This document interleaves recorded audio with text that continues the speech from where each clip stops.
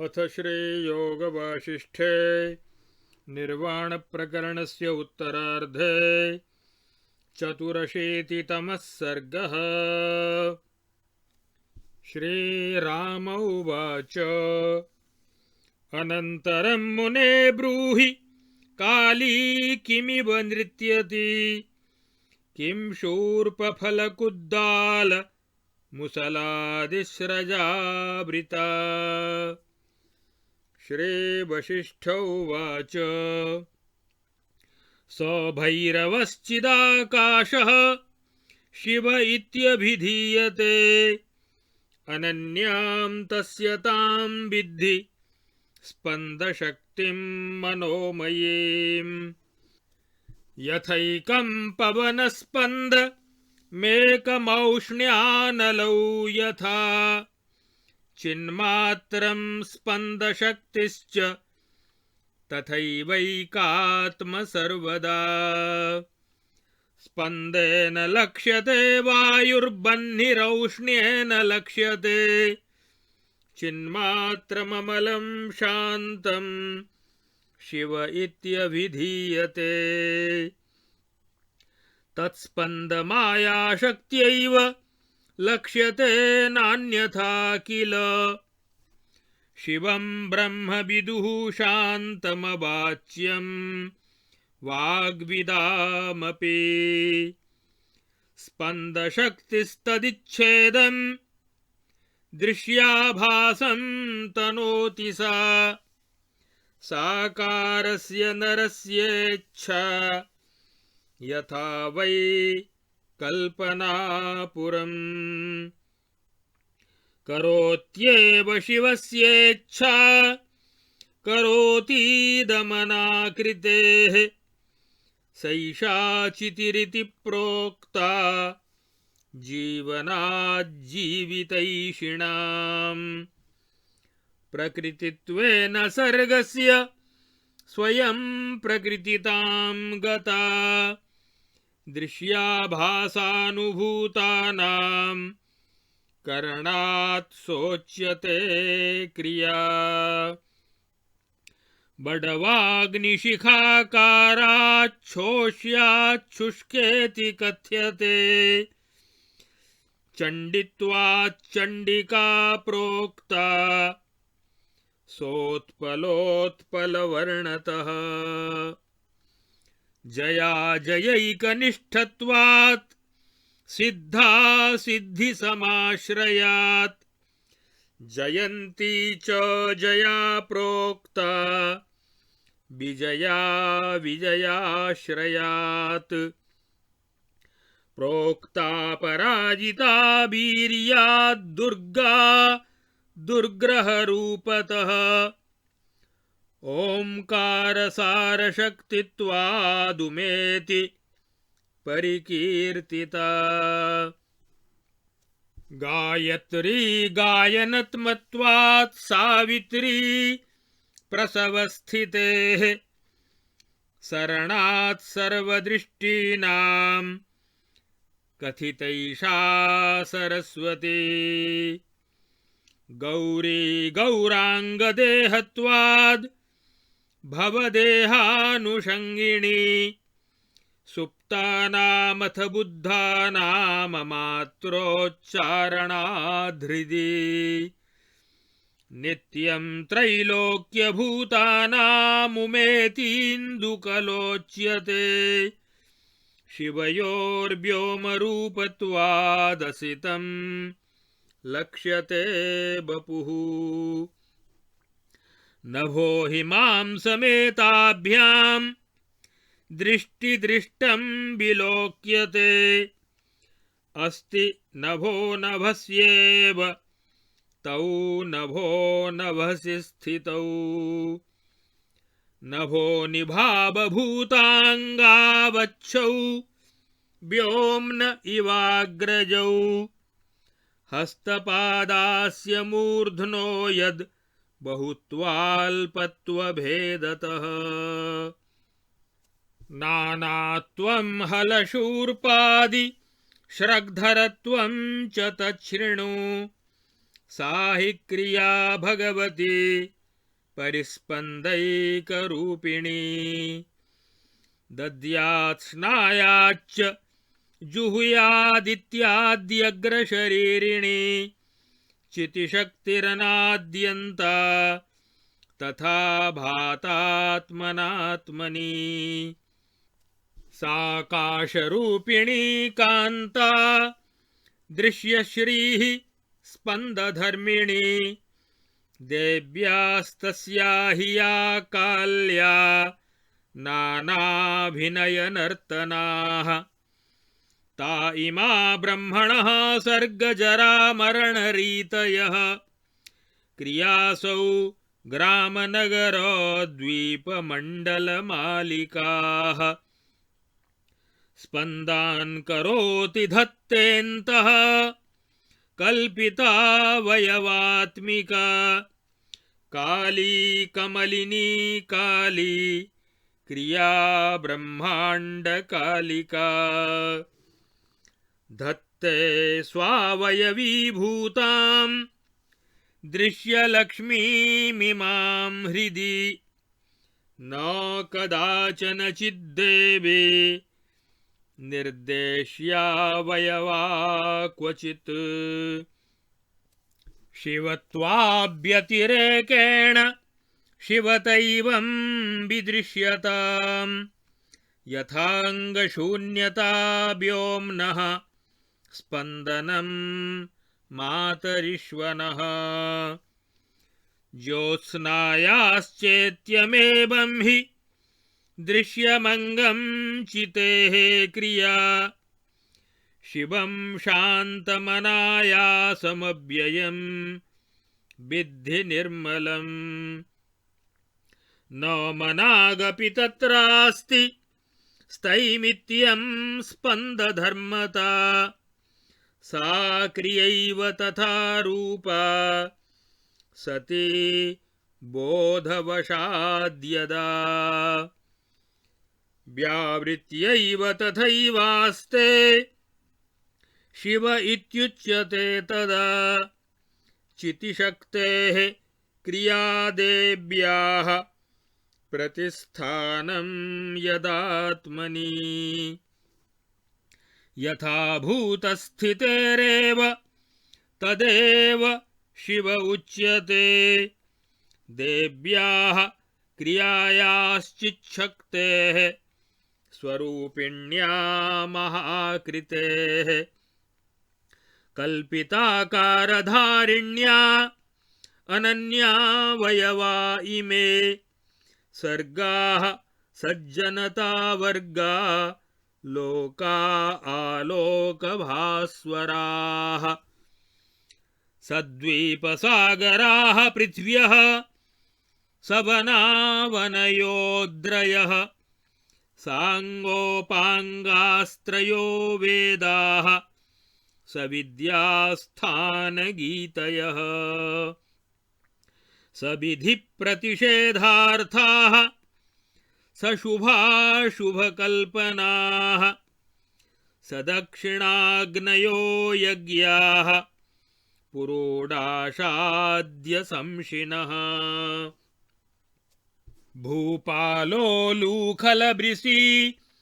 शूर्पयूपादिसंयुताः सङ्ग्रामाः सायुधग्रामाः शशूलशरशक्तयः सभुशुण्डीगदाप्रास हयेभ भटभासुराः ज्ञातयो भूतसङ्घानां चतुर्दश सुरादिकाः चतुर्दशाब्धिद्वीपोर्भ्यस्तथा लोकाश्चतुर्दश। श्रीराम उवाच चितेः कल्पाः शरीरिण्याः सर्गा येऽङ्गे स्थितास्तथा ते किमात्मनि तिष्ठन्ति उता सत्या वदेति भो। श्रीवसिष्ठ उवाच रामासौ किल चिच्छक्तिस्तस्या यच्चोदितं तथा तत्प्रचेतितमेवातः सत्यं चेदमिवाखिलम् तत्प्रतिबिम्बितं बाह्यान्मुकुरप्रतिबिम्बवत् सत्यं तदन्तरे वास्ति चितेर्नासत्यमर्थतः चिद्रूपस्य तथाप्यन्तः सत्सङ्कल्पपुरं भवेत् दृढध्यानाद्विशुद्धायाश्चितेर्भवतु सा कथम् आदर्शेष्वथवा स्वप्ने सर्गः संकल्पनेस्तु वा स आत्मन्यर्थकारित्वात् सत्य इत्येव मे मतिः मम नार्थाय स इति बक्षि चेत् तत्कथं भवेत् देशान्तरगताः सर्वे भवन्त्यर्थाय सम्प्रति यथा देशान्तरग्रामस्तद्गतस्यार्थकृद् भवेत् सर्वे तथैव तद्भावं गतस्यार्थविनिश्चयात् यद्यथाभूत सर्वार्थक्रियाकारी प्रदृश्यते तत्सत्यमात्मनोऽन्यस्य नैवातत्तामुपेयुषः तस्माच्चिच्छक्तिकोशस्थाः सर्वाः सर्गपरम्पराः सत्य आत्मेति तद्भावं गतस्यान्यस्य नाखिलाः भूतभव्यभविष्यस्थाः संकल्पस्वप्नपूर्गणाः सर्वे सत्याः परं तत्त्वं सर्वात्मा कथमन्यथा प्राप्यन्ते योगसिद्धेन तद्भावं तु गतेन ते अन्येन पर्वताग्रामा गत्या देशान्तरे यथा चालितस्य यथा गाढनिद्रस्य स्वप्नपत्तनं न लुठत्येव लुठितमित्यप्यनुमतं स्फुटम्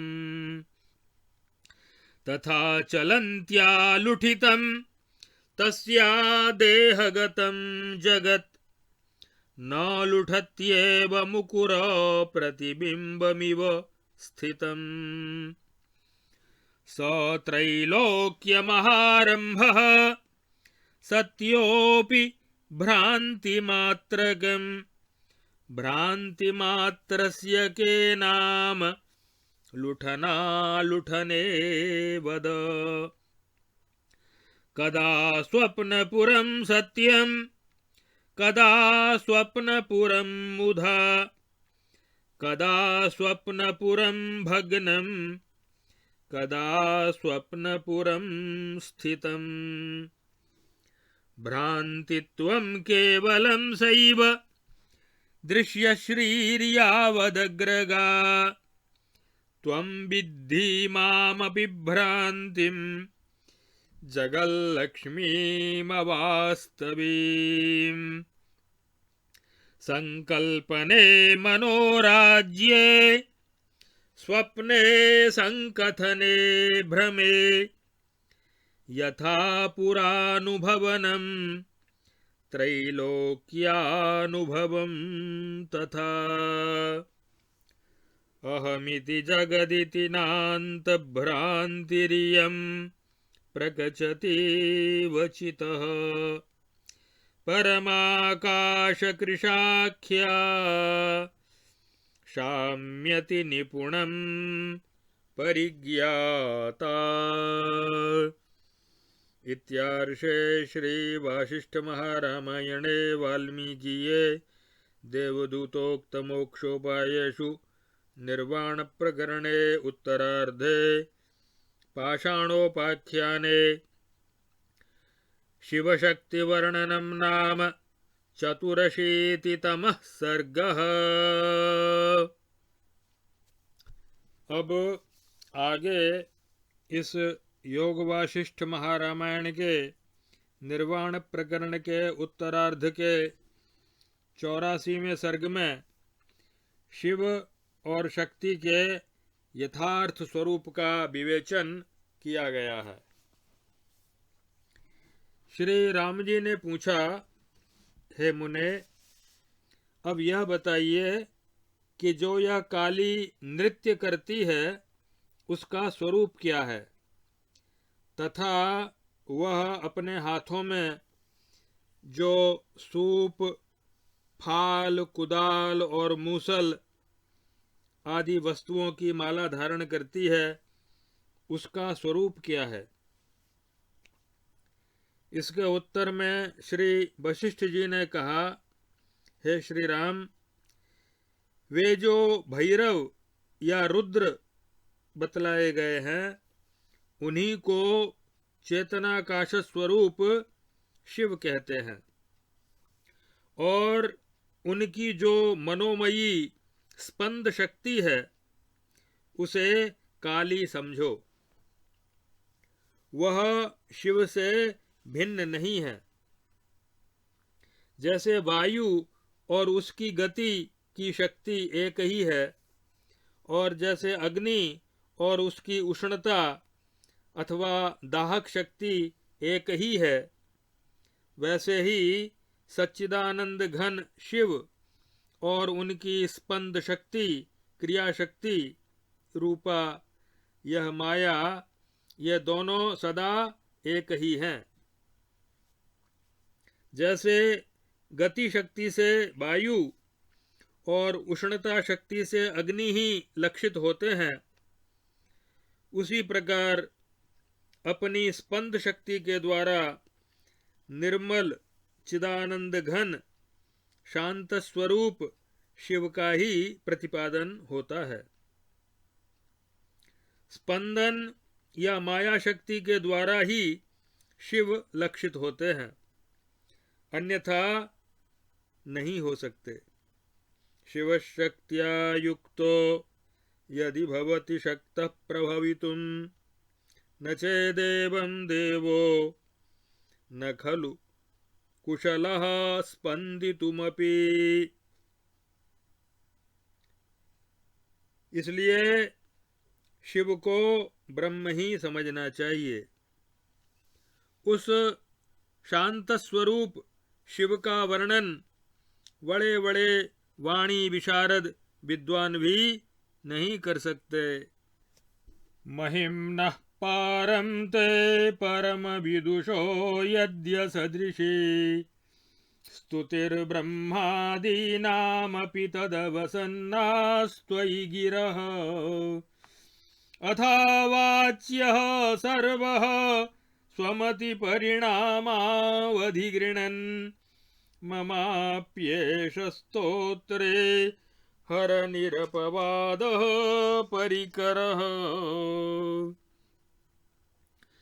और मायामयी जो स्पंदन शक्ति है वही ब्रह्मस्वरूप शिव की इच्छा कही जाती है। वह इच्छा इस दृश्याभास रूप जगत का उसी तरह विस्तार करती है जैसे साकार पुरुष की इच्छा काल्पनिक नगर का निर्माण करती है। इस प्रकार शिव की इच्छा ही कार्य करती है। स ईक्षांश्चक्रे एकोहम बहुश्याम प्रजायेय इति। निराकार ब्रह्म शिव की वह मायामयी स्पंदन शक्ति रूपा इच्छा ही इस संपूर्ण दृश्य जगत का निर्माण किया करती है।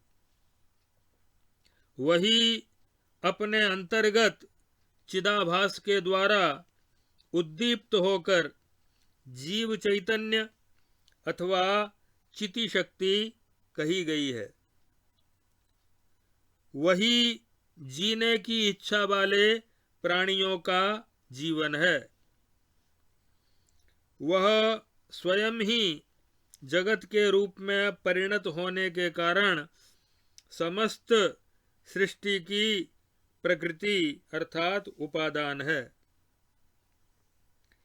दृश्याभासों में अनुभूत होने वाले उत्पाद्य, आप्य, संस्कार्य और विकार्य रूपी 4 प्रकार के फलों का संपादन करने के कारण वही क्रिया भी कहलाती है।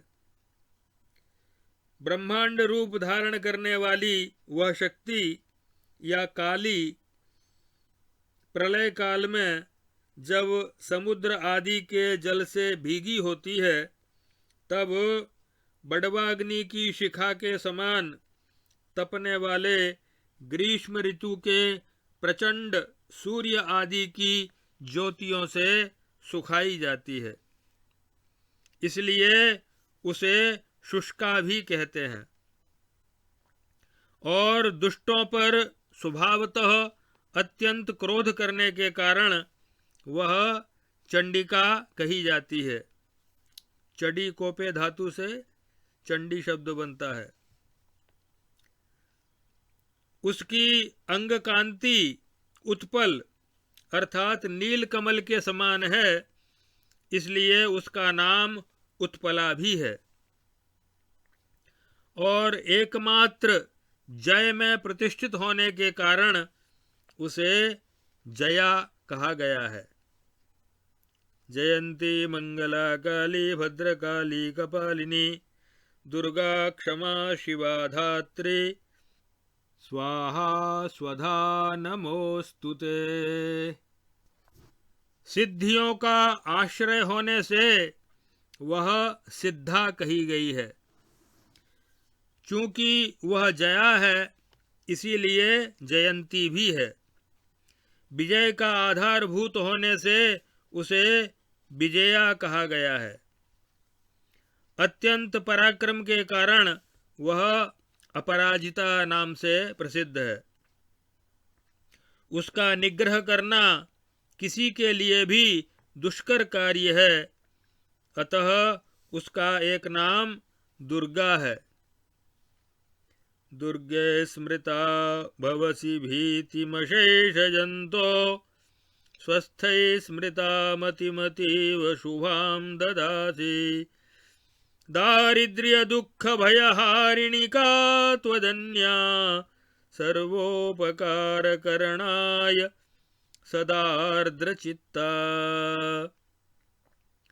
और ओंकार की सारभूता शक्ति होने से वह उमा कही गई है। उमा इत्यभिधीयते। अपने मंत्र का गान या जप करने वालों के लिए त्राणकारक तथा परम पुरुषार्थ रूप होने के कारण उस देवी का नाम गायत्री है। गायन्तं त्रायते यस्मात् गायत्रीत्यभिधीयते। जगत के प्रसव की भूमि होने से उस जगत जननी का नाम सावित्री है। स्वर्ग और अपवर्ग के साधनभूत कर्म, उपासना एवं ज्ञानमयी दृष्टियों का प्रसार करने के कारण उस देवी को सरस्वती कहा गया है। पार्वती के रूप में उस देवी के अंग और शरीर अत्यंत गौर हैं, इसलिए वह गौरी कहलाती है। वह महादेव जी के आधे शरीर में संयुक्त है, अतएव भगवान शिव को अर्धनारीश्वर कहते हैं। सुप्त और जागृत जितने भी त्रिभुवन के प्राणी हैं, उनके हृदय में नित्य निरंतर अकारादि मात्राओं से रहित शब्द ब्रह्म अर्थात प्रणव के नाद का उच्चारण होता रहता है। वह नाद अर्धमात्रा स्वरूप होने से इंदुकला कहलाता है। वह इंदुकला ही उमा है। शिव और शिवा, रुद्र और काली दोनों ही आकाश रूप हैं। अतः उनका शरीर काला दिखाई देता है। इसीलिए उन्हें काल भैरव और काली अथवा भद्रकाली कहते हैं। स्पंदन अर्थात स्फुरण मात्र ही जिसका एक स्वरूप है, वह भगवती काली क्रिया शक्ति है। और वही दान दे, स्नान करे और अग्नि में आहुति दे इत्यादि विधि वाक्यों के द्वारा विहित दान, स्नान और यज्ञ आदि श्रेष्ठ शरीर धारण करती है। वास्तव में वह अनादि अनंत चिति शक्ति है और अपनी इच्छा से ही अपने में संपूर्ण वैदिक क्रिया रूप से प्रकाशित होती है। वह आकाश रूपिणी है। वही स्पंदन अर्थात स्फुरण रूप धर्म वाली कांतिमती दृश्य लक्ष्मी के रूप में प्रकट होती है। उस काली देवी के जो नाना प्रकार के अभिनय और नृत्य हैं, वे ही ब्रह्मा जी की सृष्टि में ये जन्म, जरा और मरण की रीतियां हैं। वह नील कमलिनी के समान कांति वाली होने के कारण काली कहलाती है और वही क्रिया शक्ति एवं ब्रह्मांड कालिका कही गई है।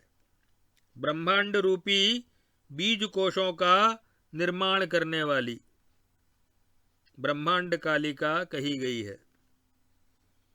वह अपने ही अवयवभूत इस दृश्य लक्ष्मी को हृदय में धारण करती है। हे रघुनंदन, जैसे शून्यता आकाश का अंग है, गतिशीलता वायु का अंग है, चांदनी में खिलने वाले कुमुद आदि पुष्प चांदनी के अंग हैं, उसी तरह क्रिया एवं दृश्य जगत चिति शक्ति के अंग हैं।